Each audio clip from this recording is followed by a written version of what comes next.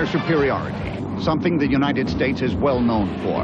On this episode of Firepower, meet the men and machines of USAFE, the United States Air Force in Europe. Scream through the air in the F-15 Eagle and witness the destructive power of the F-111 strike fighter. Highly skilled pilot protecting our overseas allies. The USAFE Strike Force. Next.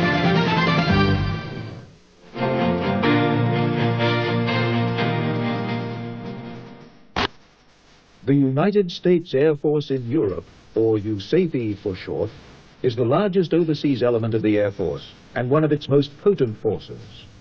USAFE evolved from air units stationed in Europe during the Second World War, shaped over the past decade by America's NATO commitment. USAFE's traditional role has been the containment of the forces of the Warsaw Pact, a role which is changing with improvements in the political climate in Europe. USAFE has three main tactical elements: the 17th Air Force, responsible for units in Central Europe, the 3rd Air Force for units in Great Britain, and the 16th Air Force for the Mediterranean region. In addition, USAFE is supported by units of both the Military Airlift Command and the Strategic Air Command, stationed throughout Europe. The 17th Air Force is concentrated mainly in Germany, and it is most heavily committed to the fighter role. It includes 4 squadrons of F-15 Eagle air superiority fighters based in Germany and the Netherlands, a wing of Wild Weasel electronic warfare aircraft, 5 squadrons of F-16 fighter bombers, and a number of reconnaissance and electronic support units. The 16th Air Force's 3 F-16 Fighting Falcon squadrons have been located in Spain, and there are plans to move them to Italy. The 3rd Air Force in Great Britain includes the most powerful strike element of USAFE, with 7 F-111 squadrons, as well as 6 A-10 Thunderbolt ground attack squadrons. The F-111 strike force, based in Britain, will be the special focus of this program. The variety of aircraft types making up USAFE allows it to perform all of the most important tactical air power missions. The F-15 Eagle and the F-16 Fighting Falcon fighters can perform both air defense and air superiority missions. The A-10 Thunderbolt was designed specifically for the European environment to attack thickly armored tanks and perform close air support missions. The F-111 strike fighter is designed for deep attack far behind enemy lines in the battlefield interdiction role. Wild Weasel aircraft, such as the F-16 and F-4G, have the responsibility of eliminating enemy air defense gun and missile systems which might threaten other elements of the strike force. The EF-111 Raven provides electronic jamming services to blind enemy radar. USAFE's mission is closely integrated with the other NATO air forces. It is common to see NATO aircraft at United States bases in Europe engaged in joint exercises and training missions. This Belgian Air Force F-16B trainer seems at home at RAF Lakenheath, the base of USAFE's 48th Tactical Fighter Wing. Here at Spangdahlem Air Base in Germany, British Tornadoes can be seen mingled amongst the F-16s and the F-4Gs of the 52nd Tactical Fighter Wing.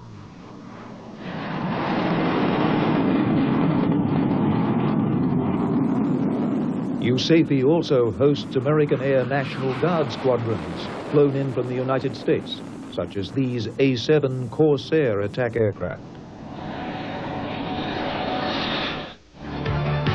USAFE's offensive punch comes from its attack and strike aircraft. 3 aircraft types are used in this role: the F-16 fighter bomber and the A-10 tank buster for the close air support role, and the F-111 strike fighter for long-range missions.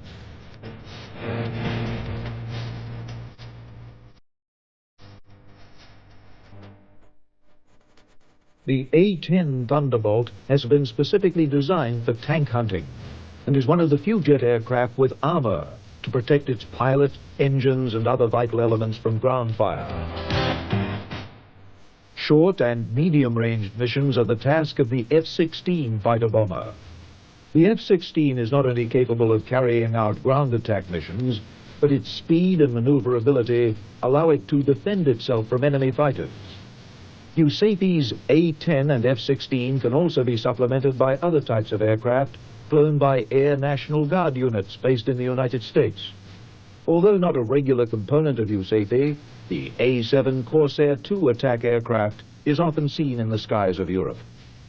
The long-range offensive arm of USAFE is the General Dynamics F-111 strike fighter, sometimes nicknamed the Aardvark due to its long, droopy nose. It is a substantially larger aircraft than the F-16 or A-10, and it was designed from the outset to operate in all weather conditions, day or night. An F-111 pilot describes the difference in the mission of these different aircraft.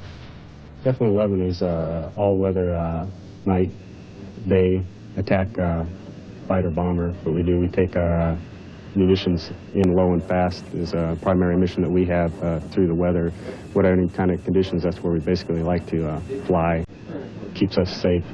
No one else likes to be up there with us and stay out of anybody's eyesight. The F-111 contains a highly sophisticated mixture of features to carry out its missions.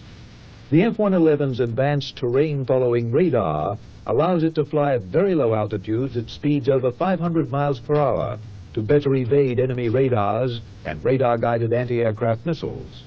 The radar is a particularly useful feature in a European environment, since bad weather often interferes with low-altitude flying. Bad weather can prevent operations by the F-16s and the A-10s. The ultimate version of the F-111 series, the F-111F, is fitted with the Pave Tac Pod, a system which allows the F-111 to use laser-guided bombs to attack targets with pinpoint accuracy. The Pave Tac shoots a beam of invisible laser light at the target. Some of this light is reflected back, and the laser-guided bomb hones in on this reflected light. The Pave Tac also has advantages even when dropping unguided bombs. The laser does two things when we're dropping what we call laser-guided bombs. Number one, it updates bomb range, which is very critical when you're dropping a bomb. It's basically a triangle. The one leg of the triangle is your altitude above the ground, and you need to know another leg, the hypotenuse, and that is a tricky equation to solve. Well, if you get that solved, you have drop much better bombs. The laser does that, obviously, because it's very fast, shoots very accurate, shoots straight down to the target, you know exactly where it's going, updates the system. That's good for bombing, and then once the bomb is released, it's going to go there because you've got everything figured out. You've got the right airspeed and everything. The bomb is heading in that direction. Now you're going to make double sure that it goes there. You fire the laser, and then the bomb opens its eyes. It has canards on both sides, and then it steers the bomb into the target. It's a very good system.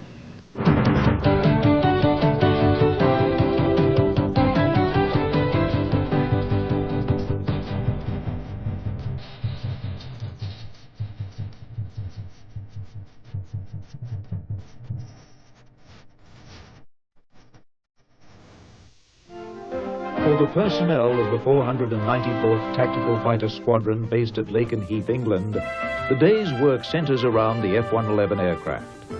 A machine of this complexity requires about 25 man-hours of work on the ground for every hour it spends in the air. On the landing gear door of each aircraft is the name of its crew chief and assistant crew chief, a tangible reminder of the crucial role played by the ground crew in keeping the aircraft flying. The responsibilities of the crew chief and the assistant dedicated crew chief basically are to take care of all the general maintenance on the aircraft. Anything ranging from servicing with gas, oil, it requires air servicing, liquid oxygen, gaseous oxygen, and there's a few other small systems that require some servicing. In addition to the servicing, you have the forms documentation.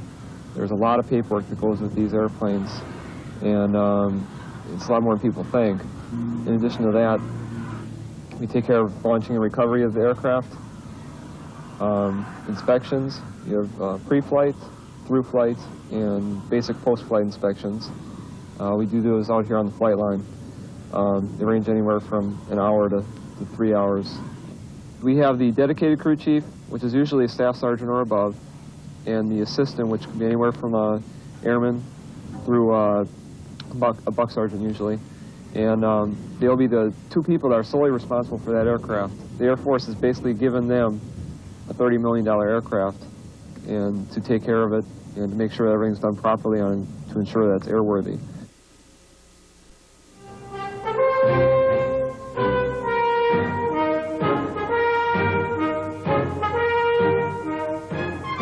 The F-111 is flown by a crew of two, the pilot in the left seat and the weapons systems officer in the right.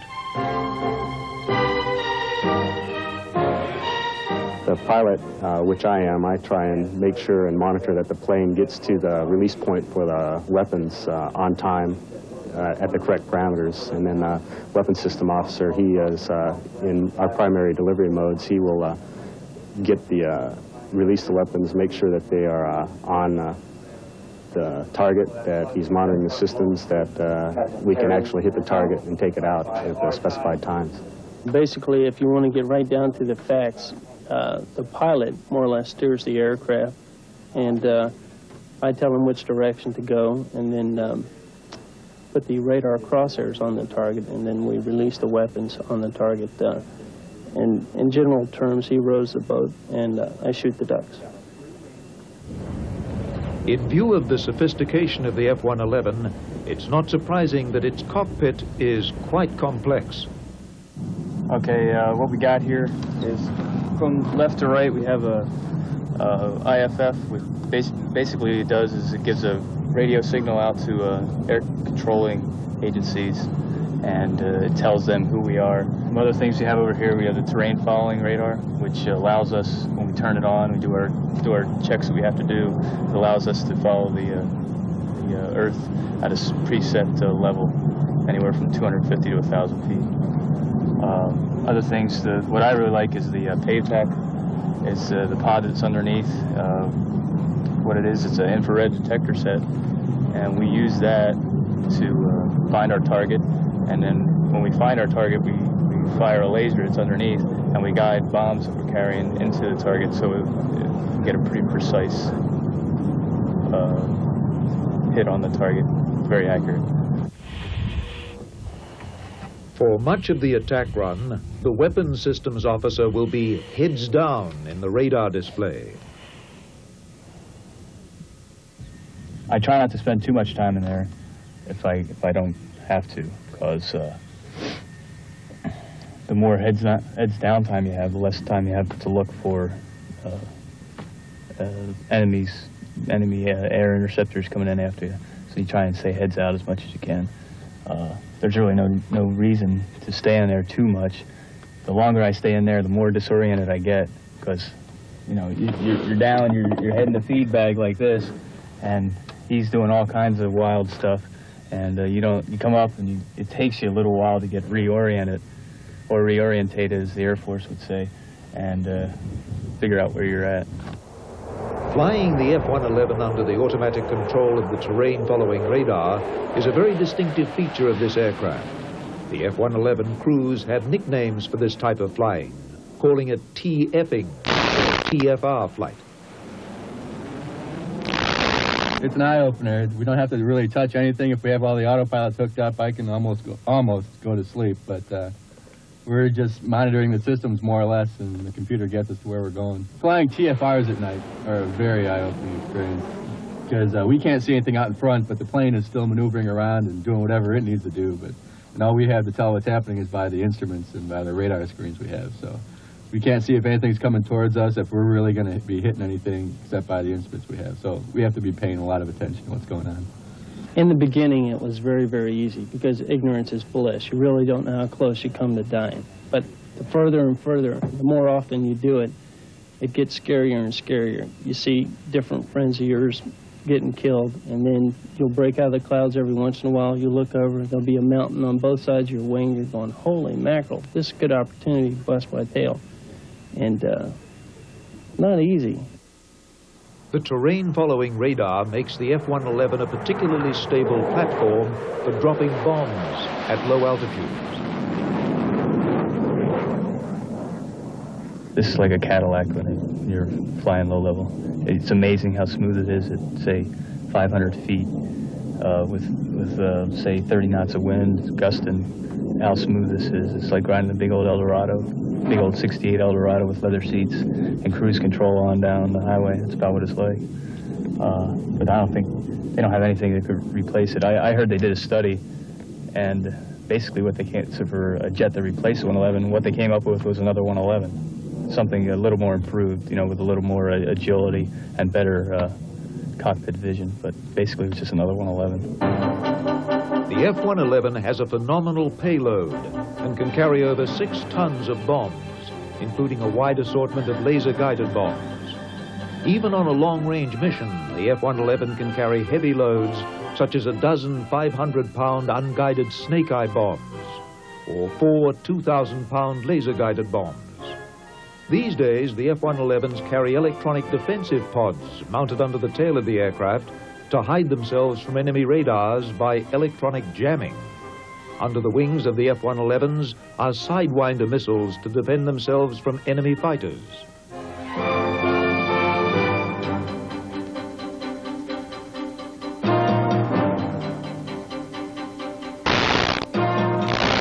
During practice missions over Europe in peacetime, they will sometimes engage in mock dogfights with friendly fighters.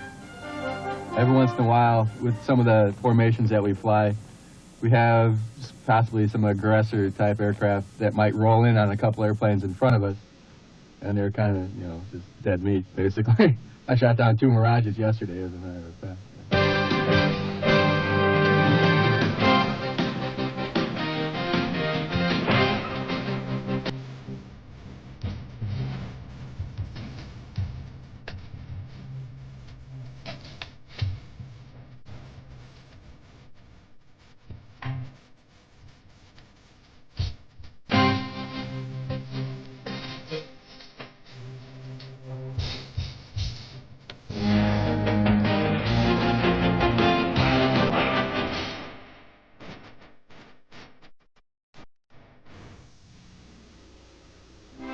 In the spring of 1986, after yet another terrorist outrage, the United States decided to retaliate by bombing several military targets in Libya.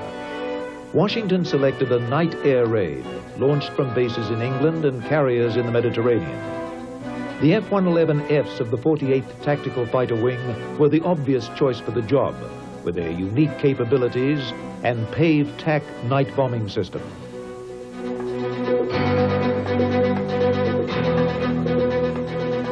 Codenamed Operation El Dorado Canyon, the mission entailed a grueling 13-hour journey over 5,600 nautical miles in length, requiring 4 in-flight refueling from the big USAFE KC-10 and KC-135 aircraft.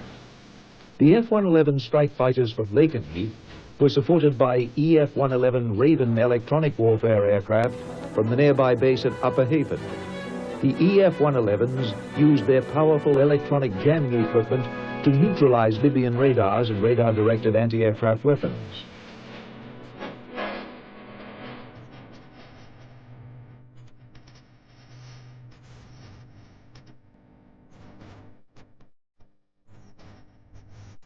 The Navy also took part in the mission, their A-6 intruders having many of the same capabilities as the F-111s.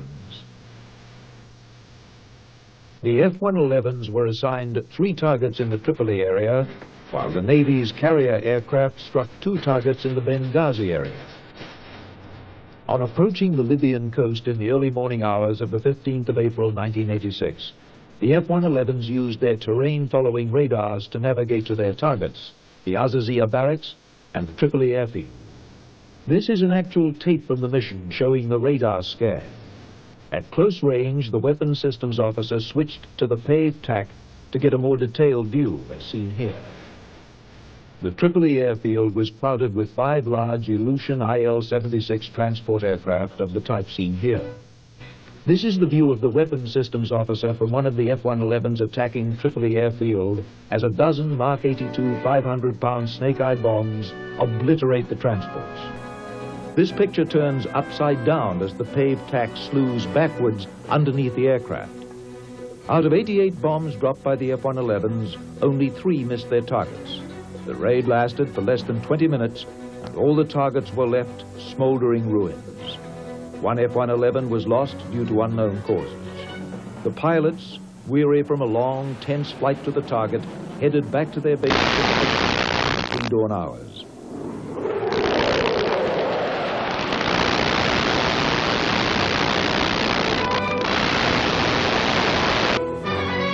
With the dramatic political changes that have occurred in Eastern Europe since 1989, the rationale for the United States Air Force's presence in Europe is changing. For 5 decades, American warplanes have flown alongside those of their NATO allies with a mission of preserving the peace during the tense years of the Cold War.